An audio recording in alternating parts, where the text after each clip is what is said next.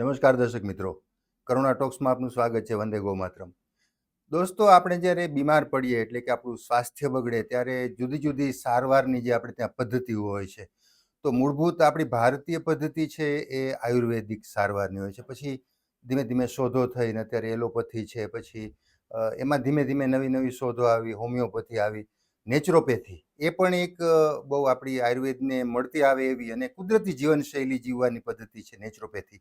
એ પણ એક અત્યારે સરસ નવી પદ્ધતિ તરીકે, આમ તો જૂની છે પણ એને હવે આપણે સ્વીકૃત કરી લીધી છે, સ્વીકારી લીધી છે. તો નેચરોપેથીની વાત આવે એટલે એની સાથે સાથે પંચગવ્યની વાત આવે, એની સાથે ગૌ ઉત્પાદનોની, કાઉ પ્રોડક્ટ્સની વાત આવે. તો એ બધી વસ્તુને વણીને આજે એ વિષય ઉપર વાત કરવી છે અને એ વિષયના એક નિષ્ણાત, એક એક્સપર્ટ અમારી સાથે અત્યારે સ્ટુડિયોમાં ઉપસ્થિત છે. એમનું નામ છે હેતલબેન ધમર. જાણીતી ગૌશાળા છે આપણી ગોંડલનું ભુણાવા, ત્યાં બંસીધર ગૌશાળા, એમના એ સંચાલિકા છે અને નેચરોપેથીનો એ અભ્યાસ કરે છે. હેતલબેન, આપનું સ્વાગત છે. નમસ્તે. નમસ્તે. જય ગૌ માતા. જય ગૌ માતા. હેતલબેન, સૌથી પહેલા તો એ જણાવો કે નેચરોપેથીમાં કેમ રસ પડ્યો? તમે બીકોમ કર્યું છે, પછી એમકોમ કરવું જોઈએ, બીએડ કરવું જોઈએ, પીએચડી કરવું જોઈએ, બીજા કોર્સિસ ફાઇનાન્સના કરવા જોઈએ, એને બદલે નેચરોપેથી પસંદ કરવાનું શું કારણ? અત્યારે જે યંગ જનરેશન છે એ જી. બધું ફાસ્ટ ફૂડ ને હમ. એની જે જીવનશૈલી છે જી. એના લીધે ઘણા સાઈડ ઇફેક્ટ્સ થાય છે. એટલે આપણે સારું જીવનશૈલી અપનાવી હોય તો શું રસ્તો છે? તો કે નેચરોપેથી. બરાબર. હા હા, એટલે તમે નેચરોપેથી પસંદ કરી. બરાબર. એટલે એમાં શું તમારે કોર્સ કેટલો હોય છે, શું એમાં ભણવાનું હોય છે, થોડી એના વિશે વાત કરી દો. કોર્સ 3 વર્ષનો હોય છે. અત્યારે હું લાસ્ટ યરમાં છું અને પ્રેક્ટિસિસ ચાલુ છે બધી નેચરોપેથીની. બરાબર. અચ્છા, એટલે નેચરોપેથી એટલે બેઝિકલી શું? માનો કે કોઈ એક વ્યક્તિને તાવ આવ્યો છે, શરદી થઈ છે, નાનો મોટો કોઈ રોગ થયો છે, તો એ આયુર્વેદિક ડૉક્ટર પાસે જાય તો એને આયુર્વેદની જે ફાકીઓ વગેરે ચીંધે. એલોપેથી ડૉક્ટર પાસે જાય તો એ પ્રકારની દવા. તમારી પાસે કોઈ આવે તો તમે શું કરો? નેચરોપેથીમાં શું હોય છે ટૂંકમાં સારવાર? સારવારમાં જે આપણું ઘર છે, રસોડું છે, તે જ આપણું મેડિસિન છે. અને બાથરૂમ છે ઓપરેશન થિયેટર કહેવાય છે, કેમ કે ઘરની અંદર જ આપણે પોતાની સારવાર કરી શકીએ છીએ. દવા લેવાની જરૂર નથી. દવા લઈએ તો જે રોગ છે એ બેસે અને પાછો ઉકળે છે અને એ વધારે થાય છે. બરાબર. જી. અચ્છા, એટલે રસોડામાં આપણે એમ કહીએ છીએ રસોડું છે એ જ સારવાર કેન્દ્ર છે, તો ત્યાં જાત જાતના મસાલાઓ હોય છે આપણા, તો એ આપણને સ્વાસ્થ્ય માટે ઉપયોગી છે? હા. જી. કેવી રીતે? એટલે મતલબ થોડું વિસ્તૃત રીતે સમજાવી દો. જેમ કે આપણને શરદી થઈ હોય તો આપણે એન્ટીબાયોટિક લઈ લઈએ છીએ અને 10 થી 15 દિવસ સુધી શરદી મટતી નથી, પણ આપણે જો દવા ન લઈએ તો તે 6 મહિના સુધી આવતી નથી. પણ બધાને અત્યારે જલ્દી સાજું થઈ જવું છે. બરાબર. એટલે એન્ટીબાયોટિક ન લેવી જોઈએ. હેતલબેન, આપણે કોરોના વખતે બહુ ઉકાળા બધા લોકોએ પીધા છે, તુલસીના પાન ને આદુ ને એ બધી વસ્તુ જે આપણા ઘરમાં જ છે કે રસોડામાં છે, તો એ બધી વસ્તુ આપણા શરીર માટે એકદમ માફક છે, યોગ્ય છે? માફક છે, પણ રોજે એક ને એક વસ્તુ ન પીવી જોઈએ. અલગ અલગ બધી વસ્તુ પીવી જોઈએ. રોજને રોજ એક ને એક ઉકાળા નહીં પીવાના. બરાબર. અચ્છા, ગૌ ઉત્પાદનોની આપણે થોડી વાત કરીએ. તમે નેચરોપેથી સાથે ગૌ ઉત્પાદનો પણ તમે પોતે જ તમારી ગૌશાળામાં તૈયાર કરો. થોડીક વિગત તમારી ગૌશાળા વિશે આપી દો, ભુણાવાની જે આપણી ગૌશાળા છે. અમારી ગૌશાળા ભુણાવાના પાટી આવેલી છે અને તે સંસ્થા હેઠળ ચાલે છે અને એમાં અમે 22 જાતની ગોબર પ્રોડક્ટ અત્યારે બનાવીએ છીએ. અચ્છા, ઓકે. અચ્છા, એ ગૌશાળા આપણે ક્યારે શરૂ કરી છે? અત્યારે ગૌવંશ છે તો કેટલો છે? થોડીક એની પણ વાત કરી દો. ગૌશાળા 7-8 વર્ષથી છે અને અમે બધી દેશી અને ગીર ગાયો જ રાખીએ છીએ. બરાબર. અને સ્પેશિયલ સેવા માટે જ અમે આ ચાલુ કરેલું છે. ખૂબ સરસ. અચ્છા, આપણે જે પ્રોડક્ટ બનાવીએ છીએ, થોડીક એના વિશે કઈ કઈ પ્રોડક્ટ આપણે તૈયાર કરીએ છીએ? એમાં ધૂપ સ્ટિક આવે છે, ધૂપકપ છે, ગોબર માળા છે, એન્ટી રેડિયેશન મોબાઈલ ચિપ છે, પછી જે તોરણ છે અને કિચન, બધું અલગ અલગ વસ્તુ આવે છે. અચ્છા, તમે એ પ્રોડક્ટના નમૂના જો તમારી પાસે હોય તો અમારા દર્શકો સમક્ષ તમે બતાવી પણ શકો છો કે કઈ કઈ પ્રોડક્ટ આપણે બનાવીએ છીએ અને એનો ઉપયોગ શું છે ખાસ તો? આપણે જે પ્લાસ્ટિકના ને બધા જે લક્ષ્મીચરણ રાખીએ છીએ, લાભશુભ રાખીએ છીએ, એ ન રાખવા જોઈએ, કેમ કે એનાથી નેગેટિવિટી આવે છે. બરાબર. અને જો ગોબરનો ઉપયોગ કરવામાં આવે તો પોઝિટિવિટી વધે છે અને ઉર્જા મળે છે. એટલે મારી એક ખાસ વિનંતી છે તમને કે પ્લાસ્ટિકના લાભશુભ છે, જે લક્ષ્મીચરણ છે, એ તમે ન રાખો અને ગોબરનો ઉપયોગ કરો. આ ગોબરના લક્ષ્મીચરણ છે, જે હું જાતે જ બનાવું છું. અચ્છા, હા હા, વાહ. અચ્છા, બીજી પણ જે પ્રોડક્ટ તમારી પાસે છે એક પછી એક અમારા દર્શકો સમક્ષ રજૂ કરી દો. આ રીતે જે ગોબરની માળા છે, વાહ. જે 108 મણકાની છે, હાથની પણ 16 મણકાની આવે છે. અને બીજી ઘણી આઈટમ્સ અમે હજી બનાવી છે, જેમ કે સાબુ છે. તમે સાબુ પણ બતાવી શકો છો અહીંયા જે લાવ્યા છો તે. આ કેસુડાનો સાબુ છે, જે વાહ. નાના બાળકો માટે છે અને સ્કિનના કોઈ પણ પ્રોબ્લેમ્સ હોય એમાં પણ ઇફેક્ટ કરે છે. બરાબર.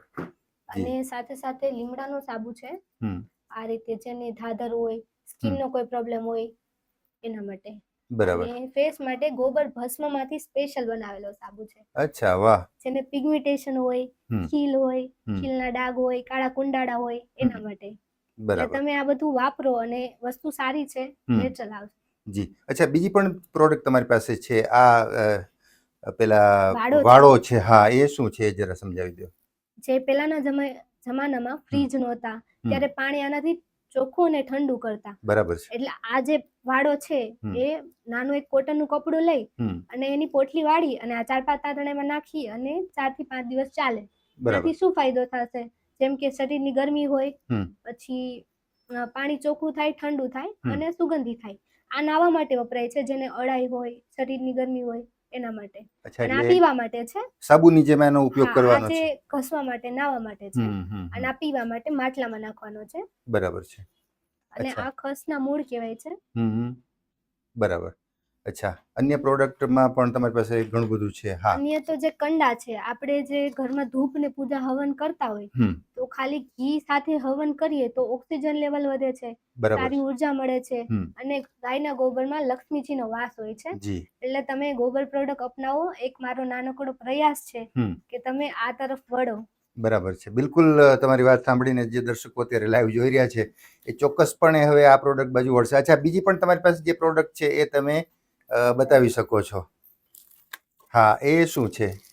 જે બહેનો લાકડાના દાંતિયા નથી વાપરતી, એને મારો એક વિનંતી છે કે તમે લાકડાના જે લીમડાના આવે છે, શીશમના આવે છે, એ દાંતિયા તમે વાપરો.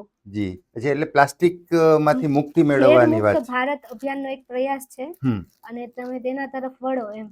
બરાબર છે. અચ્છા, બીજી કોઈ પ્રોડક્ટ છે તમારી પાસે? એ પણ તમે. ઉલિયું છે. હા, વાહ. એ પણ લાકડાનું છે. હા, એન્ટીબેક્ટેરિયલ છે. બેક્ટેરિયા થતા નથી. બરાબર છે. અને આ સારી વસ્તુ છે, ઇકો ફ્રેન્ડલી આવે. બરાબર છે. પછી જે તમે ટૂથબ્રશ પ્લાસ્ટિકના વાપરો છો, આમાં પ્લાસ્ટિક નથી આવતું અને બાંબુનો ઉપયોગ થાય છે. વાહ. અને ફૂડ કલર છે. આ જે તમને કલર જોઈ શકો છો એ ફૂડ કલર છે. વાહ વાહ વાહ. જી, ખૂબ સરસ. આપણે ભાઈઓને જે રાખડી સ્પેશિયલ ગોબરમાંથી બનાવીએ છીએ. અચ્છા, વાહ વાહ. અચ્છા, આ પ્રોડક્ટના કયા પ્રકારના ફાયદા? તમે જે આ 10-12 પ્રોડક્ટ અત્યારે દર્શકો સમક્ષ બતાવી, તો એકદમ નેચરલ છે, પછી મોટાભાગની કાઉ પ્રોડક્ટ છે, તો એનાથી પ્લાસ્ટિકમાંથી મુક્તિ મળશે. બીજા કયા ફાયદા થવાના છે? બીજા શરીરને પણ ઘણા ફાયદા થાય છે અને જે બોડી છે આપણી એની ઉર્જા વધે છે, ઓરા સારી થાય છે. બરાબર. અચ્છા, નેચરોપેથીનું મારી પાછું થોડું મને એમ થાય કે થોડું પૂછી લઉં.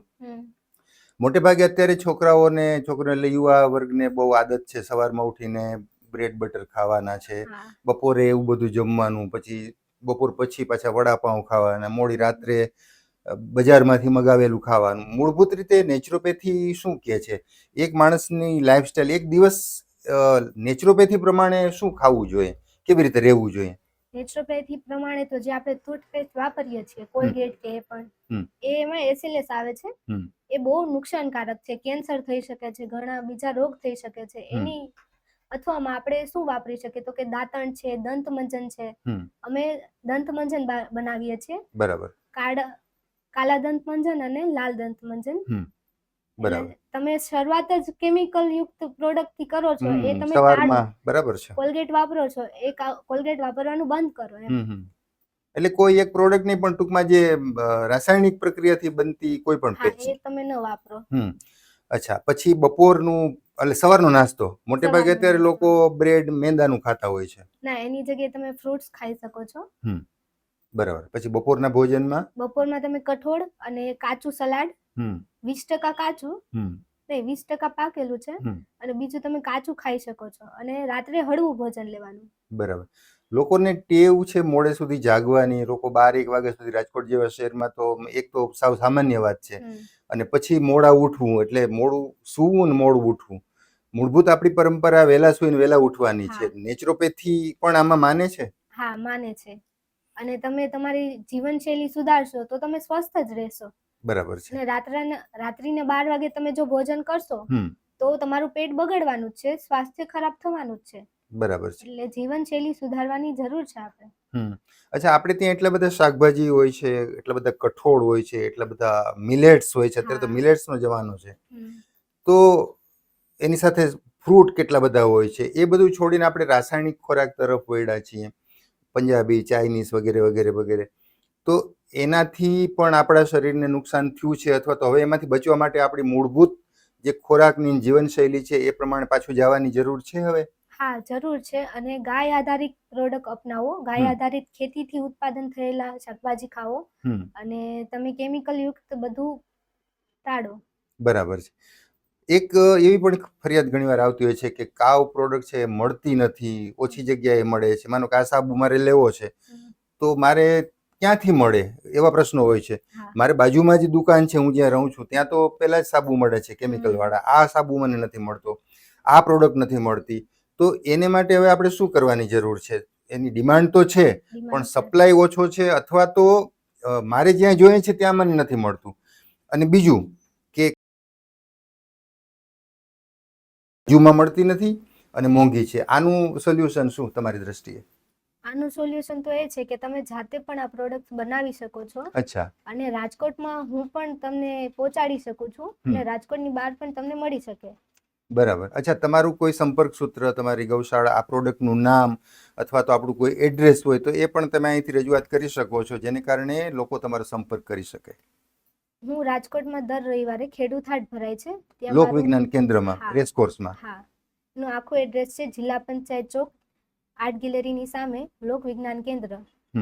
અચ્છા, રવિવારે ત્યાં મળશે આ પ્રોડક્ટ? બાકીના છે ત્યાં મળી જશે. અચ્છા, બાકીના દિવસોમાં બાકી તમને ઓર્ડર પ્રમાણે તમને ઘરે પહોંચાડી દઈશું. બંસીધર ગૌશાળાનો સંપર્ક કરી શકો છો. મારી બ્રાન્ડનું નામ છે બંસીધર ગૌમય, અને તમે બધું એમાં હું તમને મોકલી આપીશ. જી જી, ખૂબ સરસ. હેતલબેન, તમે અમારા સ્ટુડિયોમાં આવ્યા અને સરસ વાતો કરી, નેચરોપેથીની વાતો કરી, કાવ પ્રોડક્ટ જે છે ગૌ ઉત્પાદનો એની પણ વાત કરી, અને એક વ્યક્તિએ સ્વસ્થ રહેવા માટે કેવી લાઈફસ્ટાઈલ અપનાવવી છે એના વિશે પણ થોડી ઝલક આપી. તમારો ખૂબ ખૂબ આભાર. વ્યસ્તતા વચ્ચે તમે અમારા સ્ટુડિયોમાં આવ્યા અને અમારા દર્શકો સામે સરસ વાતો કરી. દર્શક મિત્રો, આપણે પણ ફરી પાછા જે આપણી મૂળભૂત પરંપરા છે એ બાજુ પાછા વળીએ. ગૌ ઉત્પાદનો છે, પંચગવ્ય છે, એના તરફ પાછા વળીએ અને કુદરતે જેટલું પણ આયુષ્ય આપણને આપ્યું છે એ સ્વસ્થતાથી આપણે ભોગવીએ. હેતલબેનનો ફરીથી ખૂબ ખૂબ આભાર વ્યક્ત કરીએ. ફરી પાછા કોઈ નવા વિષય સાથે, નવા વિષયના તજજ્ઞો સાથે મુલાકાત કરશું. ત્યાં સુધી રજા આપશો. નમસ્કાર.